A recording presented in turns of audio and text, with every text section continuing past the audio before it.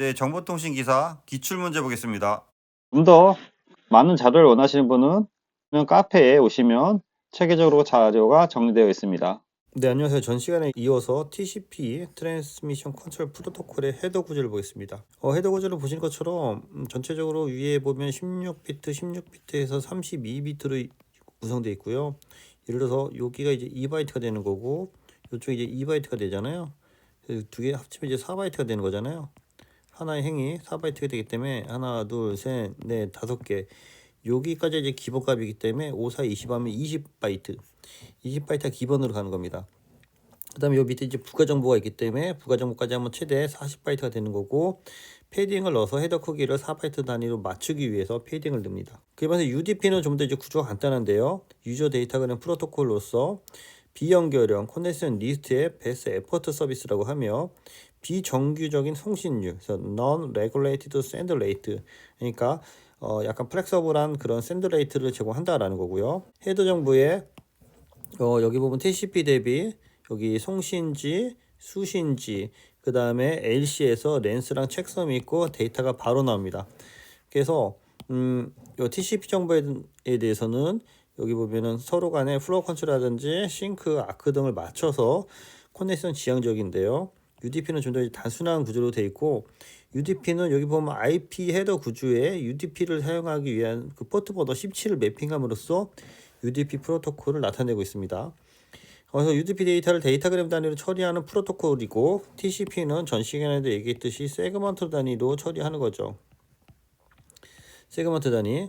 데이터그램이란 독립적인 관계를 지닌 패킷이라는 의미가 됩니다. 그래서 UDP의 동작은 TCP와 달리 UDP는 비연결 프로토콜로서 연결을 위한 논리적인 경로가 없고, 각각의 패킷은 다른 경로로 전송되고 각각의 패킷은 독립적인 관계를 지니게 됩니다. 그래서 영역법 보안 대책을 다시 정리해봤는데요. 보안에서 가장 중요한 거는 어떻게 보면 이제 레이어 4의 트랜스포트 계층에서 많이 좀 중요하고 있고요. 물론 네트워크 계층도 중요하지만 그 3계층, 4계층이 다 중요하다고 볼 수 있겠습니다. 그래서 방화벽 IPS는 주로 3계층과 4계층에서 해당하는 장비고, 웹보안이 있어서 어플리케이션 보안도 가장 중요한 부분의 하나로 차지하고 있습니다. 그래서 기본적으로 네트워크와 시스템 보안의 안정성이 바탕이 돼서 웹 어플리케이션도 현재 많이 부각되고 있죠. 기본적으로 어플리케이션, 프레젠테이션, 세션, 트랜스포트, 네트워크, 데이터 링크, 피지컬이 있는 거고요. 이것의 공격은 7계층은 바이러스라든지 취약점 공격, 데이터 코드 변환 공격, 상호 연결에 대한 공격, TCP, UDP에 대한 싱크 플러딩에 대한 공격, IP 변조라든지 ICMP 플러딩 공격, 맥 플러딩, ALP 공격, 케이블 절단 등이 있습니다. 이를 방어하기 위한 보안 대책이 좀 중요한 거고요. 보안 대책에서 어플리케이션은 OTP라든지 투팩터 인증을 하고, 프레젠테이션 레이어에서도 암호화, 코딩 암호화하고, 세션에서 SSL이라든지 TLS에서 세션을 관리하고, 포트 기반에서 방화벽은 뭐 L4나 L3나 다 연관되어 있다고 보면 될 거고요. 인터넷에서 IPsek이나 VPN, 네트워크에서 네트워크 링크를 암호화하고 피지컬리에서 망을 분리해야 될 것 같습니다. IP에서 발전된 게 이제 IP 버전 6고, IP 버전 6는 보시는 것처럼 IP 버전 4 대비 구조가 상당히 단순화되어 있어요. 그래서 이 색깔에 보시는 것처럼 이 색깔은 IP 버전 4에 사용된 규칙이 IP 버전 6에도 그대로 온 거, 송수신 주소, 버전 뭐 그 정도 되는 거고요. 그 다음에 여기 약간 파란색으로 되는 게 IP 버전 6에서는 이름과 위치가 변경된 게 이런 파란 위치가 되는 거고요. 여기 노란 부분은 IP 버전 6에서 새롭게 구현된 게 플로우 컨트롤이라고 할 수 있겠습니다. 그래서 IP 버전 6 주소 체계가 글로벌 유니캐스트, 유니크 로컬 어드레스, 링크 로컬 어드레스로 나눠지고 있고요. 글로벌 하기 때문에 인터넷에서 라우팅을 사용되고, 유니크 로컬 어드레스는 네트워크 내부에서 사용되고, 링크 로컬은 단일 링크 또는 공통 액세스에서 DHC 서버가 필요하지 않은 경우 자체 할당하기 위해 사용됩니다. 그래서 IP 버전 4는 128비트의 주소 공간으로 되어 있고 16비트씩 8자리로 구성되어 있고, 보안이라든지 전송 품질에 대한 보장이 되고 합니다. 특징은 주소가 확대되고 IP 버전 4보다 주소가 확대되었고요. 효율적인 헤더와 QS 지원이 가능하고, 보안 및 인증, 자동 구성 등이 지원이 됩니다.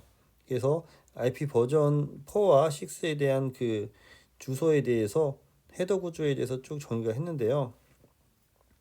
IP 버전 6에서는 여기 보시는 것처럼 IP 버전 4에 4 여기 보면은 여기 6이 되는 건데요. 0110으로 표시가 되는 거죠. 그래서 이게 IP 버전 6를 나타내는 거고 IP 버전 4는 0100으로 시작하겠죠. 전체적으로 IP 버전 4에서는 여기 4비트, 뭐 8비트, 20비트 정도를 먹는 그 공간을 차지하는 걸 얘기하고 있고요. 페이로드가 보면은 여기 16비트를 먹고 있고요. 페이로드 렌스, 넥스트 헤더가 8비트 먹고 있고 호흡 리미트가 이제 8비트에서 전체적인 차지하는 비율이 되겠습니다. 그래서 주소 이용은 왼쪽에 보시는 것처럼 IP 버전 6 주소체가 있고요. 얘를 연결하기 위해 유니캐스트, 애니캐스트, 멀티캐스트로 지원되고 있고 IP 버전 4는 브로드캐스트가 별도로 있는 거고요. 그래서 IP 버전 4, IP 버전 6를 연결하기 위해 듀얼 스택, 트랜슬레이트, 터널링 등으로 해서 IP 버전 4와 6를 연결해서 사용하고 있습니다. 그래서 앞서 말씀드린 IP 버전 6, IP 버전 4에 대한 연동이 되는 거고요. 주소 고갈 문제와 보안 문제로 인해서 IP 버전 6가 많이 발전하고 있고요.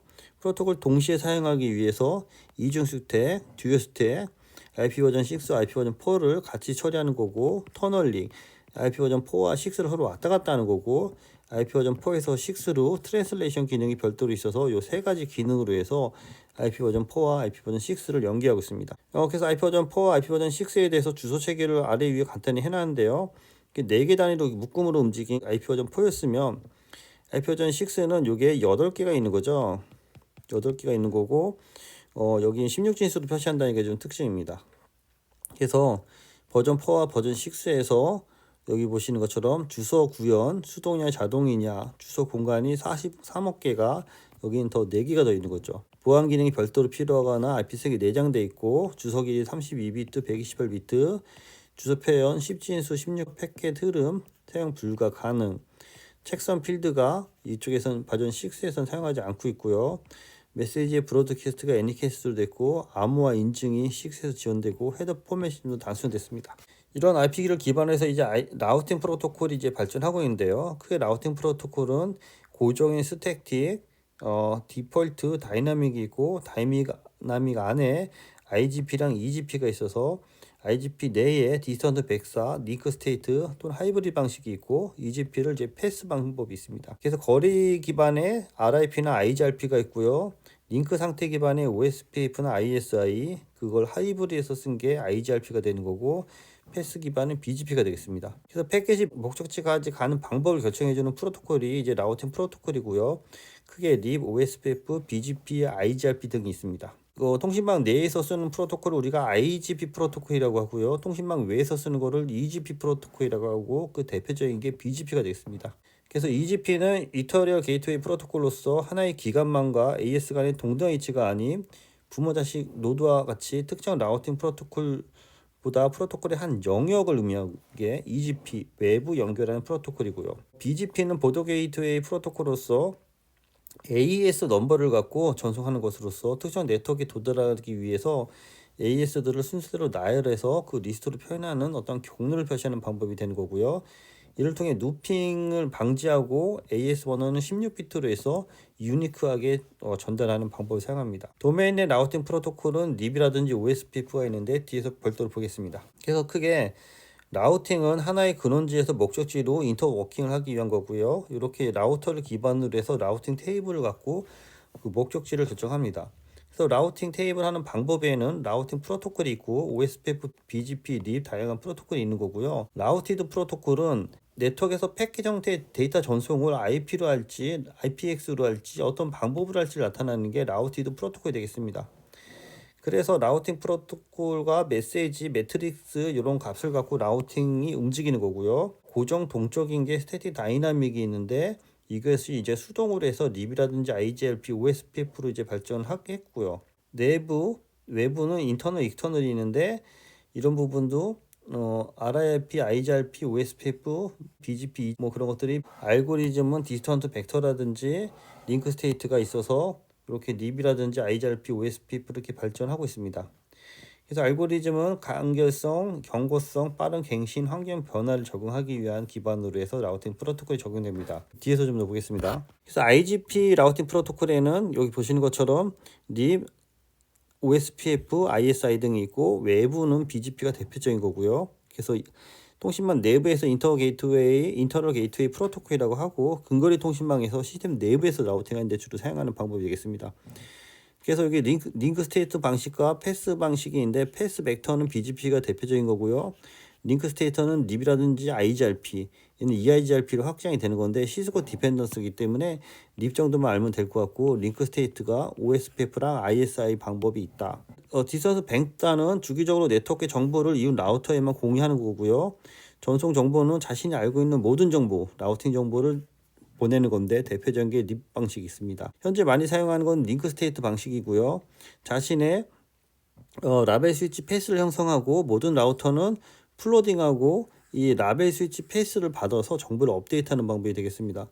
이를 통해 단순히 홉 방식이 아니고 직접 연결되어 있는 링크 상태를 계산해서 목적지까지 라우팅하는 방법이고요. 그러기 위해서 SFP에서 쇼티스트 패스 퍼스트라는 알고리즘을 통해서 라우팅 테이블에 있는 DB를 계속 업데이트해서 쓰고 있고요.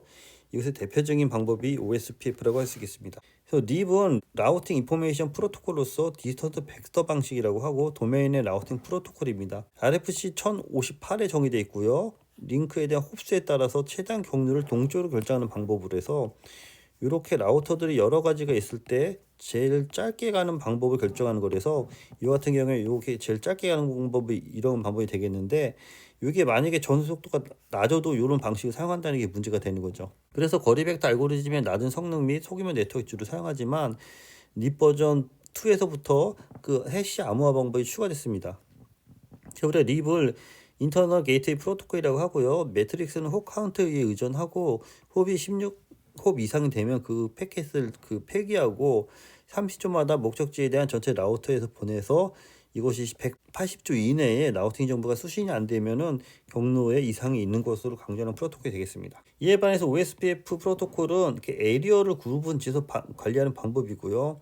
모든 경로를 기록하고 도메인 내 라우팅을 하는 방법이 되겠습니다. EIGRP는 Enhanced Interior Gateway 라우팅 프로토콜로서 시스코에서 개발한 프로토콜로 네트워크의 최단 거리를 계산하는 방법이 되겠습니다.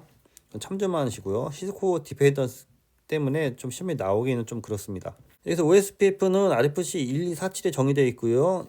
이것도 IGP 프로토콜이고, 라우팅 정보의 모든 정보의 노드 간의 거리 정보라든지 링크 상태의 실시간을 조회하는 방법이고요. OSPF는 링크 스테이트 상태를 점검하는데, 립수 대비해서 홉수에 제한이 없고 컨버전스 시간이 빠른 게 특징입니다. 라우팅 정보를 주기적이 아닌 어떤 변화가 있을 때만 업데이트하는 거고요. 동일한 네트워크 어드레스에서 VLSM이라서 베리어블 렌스 서브넷 마스크를 사용해서 한정된 어드레스를 효율적으로 사용하는 방법이 되겠습니다. VLSM 별도 참조하시고요. 그래서 립과 OSPF를 분류했고, 여기 보면 거리 벡터냐 링크 스테이트냐, 여기 소규모 대규모, 상대적으로 대규모입니다. OSPF가 컨버전 시간이 빠르고, 통신 방식은 모두 인접 라우터에게 플로딩 하지만 필요할 때만 플로딩 하는 거고, 이거 립은 매 시간마다 플로딩 하는 거고요. 그래서 VLSM이 OSPF가 지원되고, 대역폭도 적게 사용되고, 다중 경로도 지원되기 때문에 확장성이나 모든 측면에서 봤을 때는 OSPF가 더 좋은 방법이라고 할 수 있겠습니다. 그래서 최근에는 대부분 OSPF를 사용하고요. 구성은 더 립 방식이 더 간단하지만 통신망 관리는 현재 OSPF를 많이 사용하고 있습니다. 그래서 라우팅 방식에 대한 디스턴스 벡터 방식과 링크 스테이트 방식을 비교해 봤는데요. 디스턴스 벡터 방식을 우리가 벨만 포드 알고리즘을 하고요. 링크 스테이트를 다이젝스트라 방식의 알고리즘이라고 합니다. 그래서 동작 원리는 이쪽을 립으로 보면 되고, 이쪽을 OSPF로 보면 될 것 같고요. 네트워크의 변화 발생 시 해당 정보를 인전 라우터에 정기적으로 전달한다는 게 핵심이고요. 이쪽은 링크 상태가 변화 있을 때만 포워딩 한다는 겁니다. 그래서 정보 전송에 여기 일정 주기냐 변화 발생 시냐가 있는 거고요. 변화된 라우팅 정보를 모든 라우터에 주기적으로 갱신하기 때문에 망 자체에 쓸데없는 트래픽이 유발한다는 게 이 벨만 포드 방식의 단점이고요. 링크 스테이트 방식은 네트워크 전체 정보를 유지하기 위해서 기본적으로 많은 정보가 메모리에 필요하다는 게 단점이지만, 요즘 메모리 성능이 다 올라가기 때문에 이전 부분은 크게 문제가 되지 않는 것 같습니다. 일단 라우팅 정도까지만 일단 정리해 봤습니다. 네, 이상입니다. 수고했습니다.